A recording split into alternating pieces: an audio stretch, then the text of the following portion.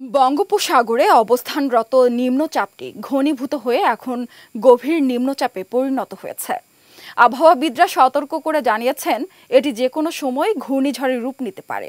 ঘূর্ণিঝড়ে পরিণত হলে এর নাম হবে মন্থা, যার অর্থ সুগন্ধি ফুল।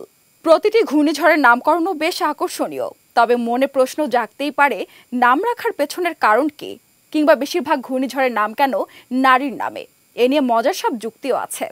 আবহাওয়াবিদরা মনে করতেন মেয়েদের নাম সহজ হয়ে থাকে, যা মনে রাখাও সহজ, তাই হয়তো তাদের নামেই ঝড়ের নামকরণ হতো। 1900 সালের মাঝামাঝি সময় থেকে ঘূর্ণিঝড়ের নাম মেয়েদের নামের উপর ভিত্তি করে করা হতো।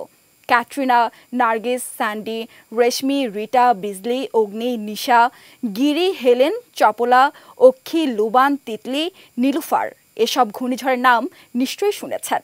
19 শতকের মাঝামাঝি সময় মার্কিন সেনা ও আবহাওয়াবিদরা নারী নামের ঝড়ের নামকরণ করার নিয়ম চালু করেন। বছর প্রথম যে ঘূর্ণিঝড় হতো তার নাম দিতেন এ দিয়ে, বছর দ্বিতীয় ঘূর্ণিঝড়ের নাম দেওয়া হতো বি দিয়ে। এভাবে প্রতি বছর ইংরেজি বর্ণ দিয়ে পর্যায়ক্রমে নাম রাখতেন তারা। অবশেষে দেখা যায় বিগত সবগুলো ঝড়ের নামই মেয়েদের নামে নামকরণ করা হয়েছে। তখন থেকেই প্রশ্ন উঠতে থাকে, নারীর নামে কেন ঘূর্ণিঝড়ের নাম করা হয়।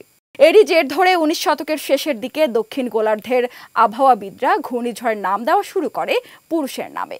অস্ট্রেলিয়ানরা তখন অপছন্দের রাজনৈতিক নেতার নামে নামকরণ করতেন ঘূর্ণিঝড়ের।